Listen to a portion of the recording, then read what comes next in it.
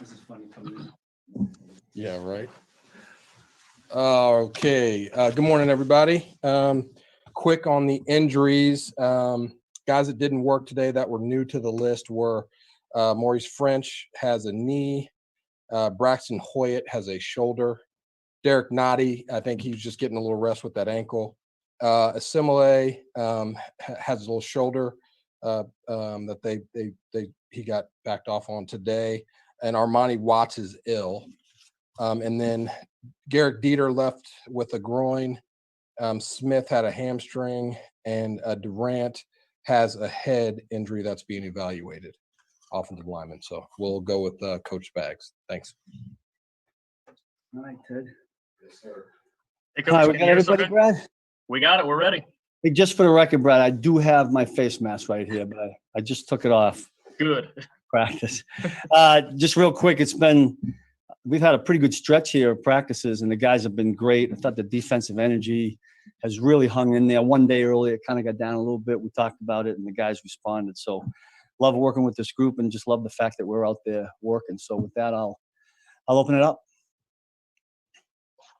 Let's go to Soren to start it off. Go ahead, Soren. Coach, the word came down last week about Breland going to miss the 4 games. How do you work that? Like, do you practice for the 4? Do you practice for the 12 after? How do you make that combination work? Well, I think we got to just we got to attack it for the first game. We take one at a time, like we always talk about, and so it's pretty quickly here. It's going to be all Houston Texans, and we'll have to find the person that's going to get in there and replace Breezy. We've had it in our back of our minds just in case. So there'll be some guys that hopefully will step up, and we're going to try some combinations of guys too. And I wouldn't be surprised if when it's all said and done, there's more than one person that will fill that role. Let's go to Nate Taylor. Go ahead, Nate. Hey, Steve. And What have you enjoyed seeing so far from L'Jarius Sneed, and what are you trying to specifically work on with Bo Peep when you guys have spent time together on the field? Yeah, I mean, Bo, I don't really have much on him because he hasn't worked, and it's just been conditioning more than anything else. L'Jarius, listen, he's made some plays for us. I think he's got a long way to go. I really do. Most corners in this league, that's a tough position to step in and play on. But, as a matter of fact, it's funny, Nate, you brought it up. I just leaned over to him in the stretch line at the end of practice here, and I just told him that he needs to do everything faster. And I'm talking about from when the play ends to getting back to the huddle. I mean, these guys know how I am. And part of this whole practice, and Coach Reed wants it the same way, part of it is conditioning and not having the off season and all that. So I'm trying to, force that into him and then kind of let him play. Sam Madison, Dave Merritt are doing a great job with him. But, it's a big learning curve there, and we got a long way to go. Let's go to Dave Scretta. Go ahead, Dave. Hey, Steve. There's been a little bit of a scuttlebutt this morning about the Bills being upset that the Dolphins get to have fans. I know you don't get to decide who gets fans, who doesn't, you don't make those decisions. But just from your perspective, do you think it's an advantage that you guys will have fans, at least some, at your games and maybe some other teams when you go on the road will not?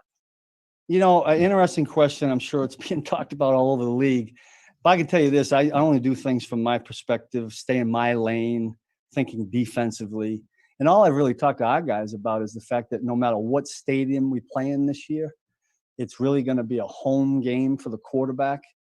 So our concerns are that the drawing us offside because they can use their voice. And to be honest with you, that's the only part of all of that I've thought about. How does it affect us, and where will there be an advantage or a disadvantage? And I just think that one thing is really important. I mean, one of the big advantages I thought we always had at home here was that the quarterback had to go to silent count, and that gave our D line a little extra juice. But other than that, that's really been the only thing that's kind of crossed my mind. Let's go to Adam Teicher. Go ahead, Adam. Hey, Steve, how you doing today? Great, doing great, Adam. Good. I want to follow up on maybe not having Breland for those first 4 games. Not a lot of experience there other than maybe Ward, who started for you last year, obviously. Hamilton's been in the league but hasn't played on defense a lot. Are you how comfortable are you with that? That looks like the guys you're going to have to play when Bashad is out are largely untested. Yeah, I mean, no question, Adam. We'd love to have Brashard out there. We're going to have to, two ways to look at it, right? I could say to you that it's just like somebody getting hurt and you got to put the next guy in there. So part of that's true. The advantage we have is we know that, quote unquote, that person's not going to be there. So we have some time to get ready. So I'm glad that we at least know what we're faced with and we can get some guys mentally ready. Again, we'll figure out who that's going to be. We haven't got that figured out now. And we'll try to shuffle things around. My guess is it may not just be one person, but we'll see. Let's go to Herbie. Go ahead, Herbie. Hey, Coach, always a pleasure to see you. Hope you're well. Thanks. Hey, just two questions here for you. Your thoughts so far on Willie Gay's progression as we're almost ramping up to close out camp. And then finally, I know you like to stay in your lane defensively, but have you had an opportunity to look across the other side of the field and your impression so far of what Jody Fortson has been able to do in camp? Oh, I notice him because he's so big. I'm always talking to him about playing defensive end. We joke about that all the time. He came up to me the other day and said, I'm ready to play DN. I said, I got to see you tackle first. So I give him a little razz on that. And then I told him that I didn't want him to take that to heart because if we had picked the ball off, I wouldn't want him tackling one of our guys in practice. But listen, he's an impressive, big guy. What was the first part of the question? Was Willie Gay, right? Yes. Yeah, asked about Willie. Willie's done a nice job. Look, it's a long way to go at that spot. I like the way, though, Willie has worked with the vets. I mean, he's always talking to him. He's asking Hitch questions and Damian Wilson questions and Ben Neiman, who are all three smart football players. He's engaged. He loves the game of football. That's what I love about him. The rest of it, Matt House and Britt Reed, they'll get that part worked out. But he loves to play, and he's a big physical guy. So we can work with that. Hopefully, we can develop him and he can help us this year. Let's go to Sam McDowell. Go ahead, Sam. Hey, Coach. Just to follow up on what Herbie asked about Willie Gay, I mean, he kind of mentioned to us where he's working at least a little bit. Do you try and give a guy one spot to absorb everything there is? But I know he's the guy you feel like can play multiple spots. So at what point do you sort of add the layers on to try and get more out of him? Great. That's a great question. It's something we're always tossing around. The hope is to really initially keep them in one spot. I think that's important when you're that young and learning. And all of them will tell you they can play multiple spots and learn it all. But it takes a lot. Because we haven't had a preseason game. Our offense plays fast and functions fast, but the speed of the game is going to be completely different when we get to the regular season. So we're trying to hone in on one. And yet, when we've had a couple of linebackers dinged up, he has stepped up and played another spot. So he's getting it in bits and pieces. But I think initially here, we just like to hone in on one. That would be the way our game plan going in initially. Let's go to Robert Ramsey. Go ahead, Robert. Hey, Coach. So you talked about keeping Willie Gay in one spot initially, right? And he told us he's working a little bit in Sam in the base and then Buck in the Buffalo package. So what about that spot is really good for Willie, and how is he kind of fitting into that role? The Sam or the Buck? Either or. Yeah, or okay. both. Well, when he talks Sam, he's talking about being one of the three base linebackers, and we'll move those guys around. But listen, the one thing about practicing against our own offense, we don't get in that a lot. So and if Houston comes in here, being the first opponent and plays more of their two tight end, two wide receiver offense, we're going to have to be able to step in there and stop their run. So we need reps at it. We think he's, done some good things as an off linebacker. I think he plays out a little bit better than I thought going in. And then the Buck position, when it is, sub defense and we have a nickel in there, kind of makes him the weak side guy. So he goes from being a strong side linebacker to a weak side linebacker. There's different concepts in both. Listen, I hope that, you hope when you take any guy and he's really skilled that you can get him to play a number of different positions. We do that with all our linebackers. So hopefully we can get it. I'd like not for that to happen. And we got other guys that can play one or two of those positions and give Willie the chance to kind of develop. I think Coach Tobe likes him on special teams. So hopefully, like normal rookies, he can progress that way. Got time for a couple more guys. Let's go Pete and then Steve to finish it out. Go ahead, Pete. Good morning, Steve. I have two names for you, Tim Ward and Darius Harris. These are guys that you guys kept around all of last year, and now you're finally getting to see them. I was wondering with each guy, maybe what tells you whether they can contribute or maybe they're a little bit further off that, as you go here. Yeah, a little bit up and down. It's been, a whole year off. No preseason games. I'm glad you brought it. Both those guys were great last year when they were in the meetings, and two guys, good guys, character guys. But there's so much unknown on that. There's not really much more I can add except to say we just keep working them. Really, that's what we got to do. Let's go to Steve to close it out. Go ahead, Steve. Hey, Steve, how you doing? Great. Yeah, you talked a little bit about it, but with the strength of the offense being passed, have you and EB or Andy talked about making sure the offense is doing a certain percentage of run and pass to help the defense get ready for week one? Or does that kind of come in more of a week-to-week game plan? Yeah, we in no way want to affect what the offense is trying to do. They do the same for us. They let us run our defense. So it works out the way it works out. We do, as a defense, spend a lot of time when we get our own periods. We call them run fit periods. Spend a lot of time on that. When we get practices where coach allows us to have a scout team out there, we try to emphasize the run. But, we're getting our work done there. And I told the guys the other day that, listen, there's no excuses. Whether our offense against any runs or no runs, when it's ready to kick it off on September 10th, we got to be ready to play the run and the pass. So that's the challenge that I keep throwing at our guys. You're a LeBron James fan? I couldn't see the 24. I just saw the Lakers. I get it now. I got it. Coach, we appreciate the time today. Thank you. You got it. All right. Have a good day. All right, guys, hang tight, and we've got Chris Jones coming up next.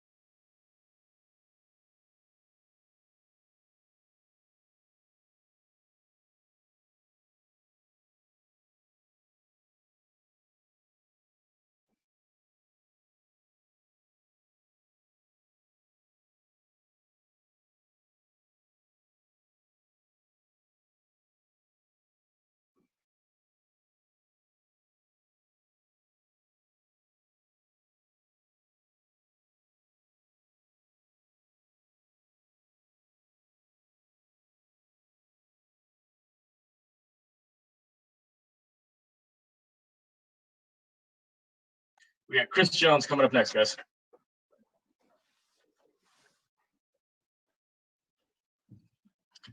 Hey, Chris, can you hear us okay? Yeah, I can. How you doing? Good. Well, we're ready to get started. We'll start with Pete Sweeney. Go ahead, Pete. Good morning, Chris. Now that you guys have been practicing for a few weeks here, I was wondering what you think in the defense this year and what has maybe shown you that it can be even better than last year. Day in, day out, man. Competing with one of the best offenses in the league. When we're able to go on that field and compete with those guys, the sky's the limit for us. With all the weapons they have and that dynamic offense that they're able to score at any time in the game. So competing with those guys are elevating us as a defense. Let's go to Soren Petra. Go ahead, Soren. Chris, Coach Spags was just talking about, working against your offense. Obviously, a lot of throwing the ball, right? How do you get ready to play the run? When your team doesn't really hunker down, if you're going to play a Tennessee, if you're going to play something like that, what's the process you guys go through to be ready for a team that might just come and try to run right at you? Well, we have a lot of drills that's designed for the run, and our coach Brandon Daly does a very good job on getting us run fits. And Coach Reed implement 9-on-7, which is a run fit period, and through our practice we work on run fits. Let's go to Robert Rimson. Go ahead, Robert. Hey, Chris. Happy Kobe Day, by the way. So you mentioned, not mentioned, but you tweeted out that you like the fact that the Chiefs were bringing in fans this year. Do you feel like you guys have an advantage with some other teams not having fans in the stadiums this year? Yeah, of course we do, man. Kansas City, we have some of the best fans in the world. I mean, you know, it was nice to see them out there the other day. We was able to go on the field and have those out there and have their attendance. And we look forward to having them during the season, man. That's a huge part of Kansas City. It's a huge part of who we are. And I'm thankful that we can have them. I think Soren had a follow-up. Let's go back to Soren real quick. Go ahead, Soren. On that front, you talked about the different things that you do, the different run fits and everything. Is there a mindset to play and run defense, right? And is that something that's hard to get? Like, I know this training camp's been unique for everybody involved, right, with the ramp up period and everything. But if you don't play that kind of physical style, is it hard to get yourself up for it? Does it take a little time when you find yourself in a game like that to kind of ramp yourself up into that kind of one-on-one style? I mean, they make it clear on this defense. I mean, Spag set the standard on this defense. You know, the first thing we rely on is stopping the run and forcing them in passing situations. And it's a huge part of who we are and what we're trying to establish here as a defense. And that's mainly stopping the run and third down, let it loose. Let's go to Herbie. Go ahead, Herbie. Hey, Chris, I'm curious on how you approach the offseason. How much time do you spend breaking down tape of yourself as part of a self-evaluation process to see how you can better some of your moves and maybe even looking at some of the offensive linemen that you go against to give you that edge?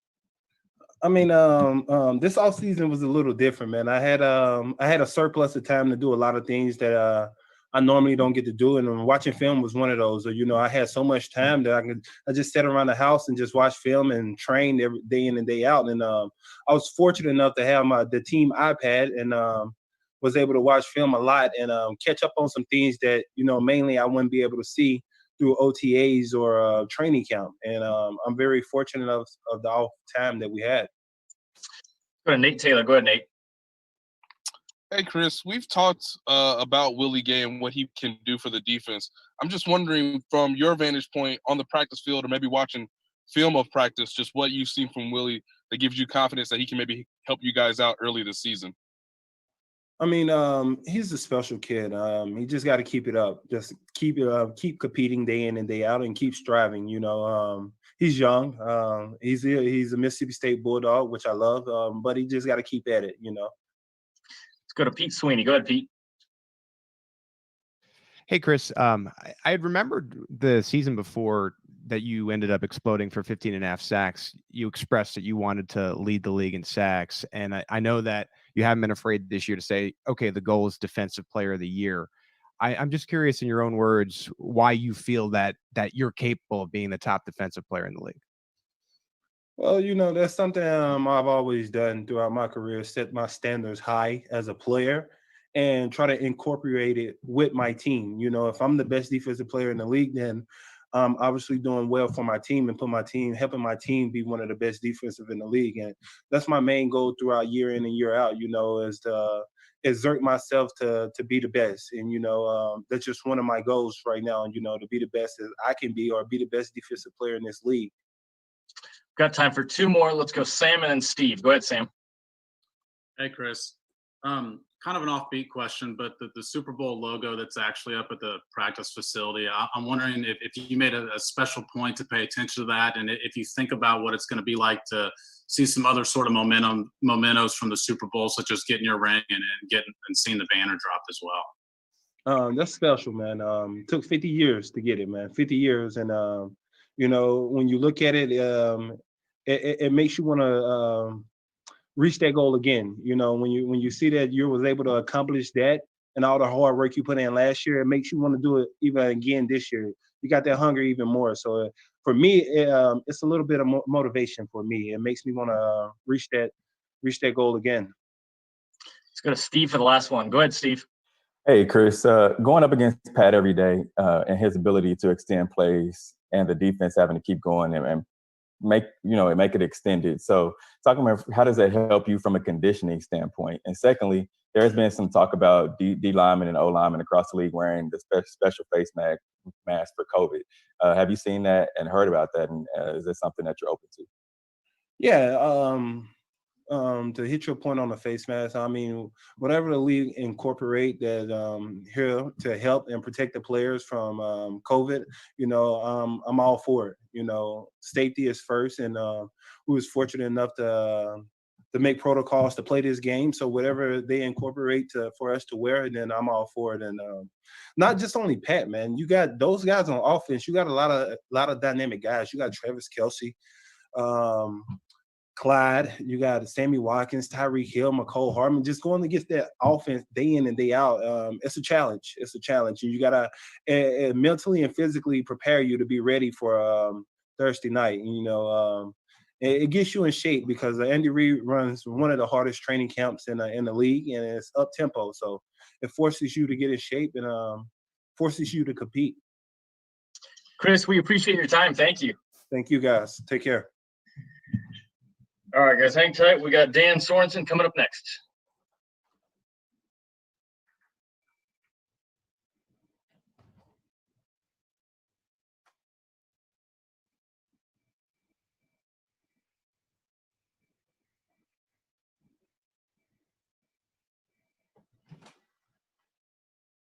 Oh. Hey, Dan, can you hear us? Yeah. All right. Beautiful. Well, we're ready to get started. All right. Let's start with Pete Sweeney. Go ahead, Pete. Hey, Dan, dating back to last year's playoffs, I think one of the bigger moments of the entire playoffs was that when you sniffed out the fake punt and you were able to turn it around to the Texans. Now that months have passed and you're able to really, truly look back at the season, so what did that moment mean to you, and how do you take that and maybe teach some of the younger guys moving forward? Yeah, it was a good play. It was a great play. And there was a lot of good plays to look back on, but I'm looking forward. I'm not looking back. Last year was last year. We had a good time. We did great things, but we're moving on. Something to teach the younger guys is, every play matters, and that's what they need to be prepping for in the NFL. At any time, you can make a big play for your team. Let's go to Nate Taylor. Go ahead, Nate. Hey, Dan, Spags mentioned earlier today just how much you guys in the back end move around on particular whoever the safeties are. Just from your standpoint, how comfortable is that doing it this year versus last year? And secondly, because you guys are facing the Texans again, are there certain things that you can see on film or certain things that you noticed from last year's games that you guys can implement and maybe perform better at this time around? Yeah, so we do move around a lot, and that speaks to the ability of the players that we have, especially in the secondary, being able to play multiple positions. And that gives us a huge advantage because, we can confuse offenses and also put players in favorable positions. And then, we've got game film from 2 games from last year to look back on and make improvements. So that's a huge advantage probably for both sides, for coordinators going into it. It's going to be a great challenge. I love the fact that we get to start off with the Houston Texans. Let's go to Herbie. Go ahead, Herbie. And then I'm going to take your attention to the other side of the football. Based on where you line up, Jody Fortson, what you've seen from him this year compared to last year, what's been his biggest step? Yeah, we got to see Jody on the scout team last year, and he's a big body, physical, athletic, and can go up and challenge the ball. And so he gave us really good looks last year on the scout team, and he's doing the same thing this year in practice. And so it's a great challenge for the guys that match up on him because he is big, athletic, wide receiver that you have to deal with. Let's go to Robert Remsen. Go ahead, Robert. Hey, Dan. So Coach mentioned earlier that maintaining intensity, especially on the defensive side of the ball, is something that he's concerned with this year. How are you guys going to keep up that intensity, and how important is it? Well, if you've never seen the Badger out at practice, then, that dude's as intense as it gets. So we just follow his lead, and every day, there's something that sets him off, and he's fired up about something. And so that gets the rest of us going. And it's fun to have guys like that care about practice, that can come in every day and compete and get the juices going and get the guys going. and without fail, he brings it every day. So we follow some great leadership on this team, and that's what's going to keep us going. Let's go to Soren Petra. Go ahead, Soren. Dan, how far, this year too with Steve Spagnuolo, and we saw how you guys really turned a corner in the second half. Where would you say you guys are now? Do you have to back up when you got new people coming in, you're kind of starting over, or are you just picking up from where you were at the end of last season, and you expect this defense to be hitting on all cylinders as soon as you start the year? Yeah, absolutely. I've had that same feeling that we just picked up exactly where we left off after the Super Bowl. And yeah, we were hitting on all cylinders and playing good defense. And I would argue to say that with the time that we've had, this ramp up period plus training camp, we're really dialed in on defense. And the coaches know the personnel, we know the scheme, and it's that'll be good for us. Looks like we got one more question. Let's go to Herbie to close it out. Go ahead, Herbie. Hey, Dan, you mentioned Matthew's intensity and you mentioned Fortson's athleticism. Yesterday at practice during one-on-ones, Jody had that one-handed leap and grab over Matthew, and Matthew even tweeted about it, that he was impressed. But how impressed were you with that play? That's a good play. It's just fun to watch those guys go out and battle. It's fun to compete against the players on our team. There's talent across the board. And so it's incredible work that we get to have when we go out against our offense to compete against these guys, these wide receivers, tight ends, Travis Kelce. And so it's awesome. We just go out there and we compete. You win, you lose, you battle, you come back, and it's all about getting better on both sides. Dan, we appreciate your time today. Thank you. Thanks. All right, guys, we've got Jody coming up next.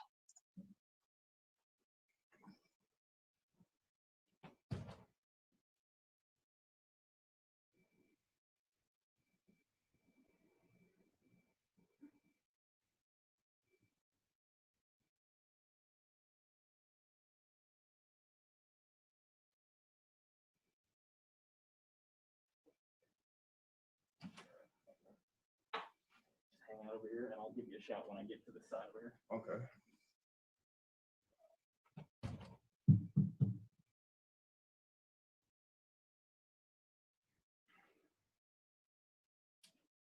Okay, Jody, we're ready for you. Can you hear us? Good. Yes. Can you hear us okay? Yes, sir. All right, well, let's get started. We're going to start with Herbie with the star. Go ahead, Herbie. Hey, Jody, good to see you. Good to see you, Herbie. Hey, I remember we chatted a bit in Miami at the Super Bowl, and I remember you telling me that you were motivated to make the 53. How did you attack this offseason? How did you train to set yourself up for some of these catches that you're making out there at camp with the view to make the 53? To be honest with you, the only thing I did was I just took the advice of all the great vets that we have on the team, from Sammy to Miko and D-Rob, even Chris Jones and Tyron on the defensive side. I just took everything that they gave me throughout the last season and tried to implement it into this offseason protocol for myself. And I just come out every day and just ready to attack and just get better. Let's go to Matt Derrick. Go ahead, Matt. Hey, Jody, it was just a couple of years ago, really, that you were down at Erie Community College and then going through Division II to getting to the Super Bowl.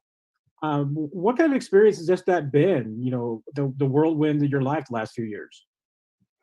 Man, it's been an emotional roller coaster, I'll tell you that. But, I mean, it's definitely been well worth the journey. I wouldn't trade anything I've been through right now to be where I am. Like, I'm definitely grateful for it all. It's been a journey. Let's go to Pete Sweeney. Go ahead, Pete. Jody, I know it's been previously documented that you try to model your game off of Randy Moss, and I was curious why Randy, and what do you see in his game that maybe you've been able to implement into your own? Randy's just an athletic freak. I feel like he can out jump anyone. He could just run past anyone. I might not be able to run past everybody, but I feel like any ball that's in the air, I feel like I have a great chance of coming down with it. Randy just did a lot of things different from everybody else. He kind of played his own way. You know what I'm saying? He's just a freak. And I want to be able to implement that into my game. Let's go to Nate Taylor. Go ahead, Nate. Hey, Jody, good to see you, man. With the with understanding what you learned last year on the team, was there anything that you wanted to try to change in your off-season training before getting to training camp? And then secondly, because of your skill set, because of your ability to leap for the ball, do you feel like Andy Reid has certain plays designed for you based on him knowing who you are over the last 2 years? First, I feel like Andy Reid is an incredible coach. I feel like he can scheme up plays for anybody. He can make something shake for literally anybody. I feel like he's that great of a coach. I feel like one thing that I wanted to work on as far as like outside of my athletic ability is just trying to learn everything, everybody's position, everything. You know, I'm still learning. Like I'm real fresh into this game. So yeah, I just trying to learn as much as I can. Let's go to Sam McDowell. Go ahead, Sam. Hey, Jody. To kind of follow up on what Nate said, he mentioned just the fact that you're still learning, but going from D2 to the NFL is obviously a pretty big jump. Do you feel like how much more prepared do you feel like you are for year two based on what you saw even on scout team last year? I feel more prepared. Just I'm in a system, another year in the same system with the same coaches, getting more detailed into the playbook, into the routes, and then learning how to maneuver with the players around me. So I definitely feel more comfortable. But, you know, there's still a lot to be learned, and I'm still working. Looks like we've got 4 more left to start with Robert and work our way down. Go ahead, Robert. Hey, Jody. So Tyrann Mathieu tweeted about that moment you guys had at camp yesterday with your one-handed grab. Just kind of talk about that play and then how big of a deal it is to get a guy like Tyrann Mathieu to kind of sing your praises in public like that. It's really a blessing. A lot of people don't really know this, but in high school, I actually wore number 7 because of Tyrann. He's actually been like the best defensive player I've ever seen, to be honest with you. Tyrann, he's a great leader on and off the field. And every practice or before practice, we're in the locker room. I'm trying to get advice on how to be better. For him to, you know, kind of give me a shout out on Twitter to the world, I don't even know how to describe it. It's extraordinary. And I appreciate you, Tyrann, if you're watching this. But yeah, it's a blessing. I'm just excited. Let's go to Matt Derrick. Go ahead, Matt. Hey, last year during the draft process, it seemed like there were some teams that were thinking of your body type being more translating to tight end. How much wanting to play wide receiver and the Chiefs seeing you that way brought you to Kansas City? And do you see why maybe some teams thought you that way? I could see why people would think I'm a tight end. Sometimes I think I'm a tight end. I'm pretty big. I feel like I'm an athlete. I feel like there's not really anything that I can't do. I feel like I'm gonna be put in a position to win. So I understand, people want to put me in this tight end box or trying to claim me to be a receiver. I'm an athlete. You just put me somewhere. I'm gonna make it shake. Let's go to Nate Taylor to close us out. Go ahead, Nate. Jody, one other thing I wanted to ask you was how much the 4th preseason game ultimately made the decision for the team to keep you here. Just what do you remember most about that game? Obviously, you played well. And just the idea of not having preseason games this year to kind of show your improvements. Just the confusing nature about both last year and this year. I feel like the last preseason game, it kind of allowed me to play freely. I made a play on special teams where I caused a forced fumble down on kickoff.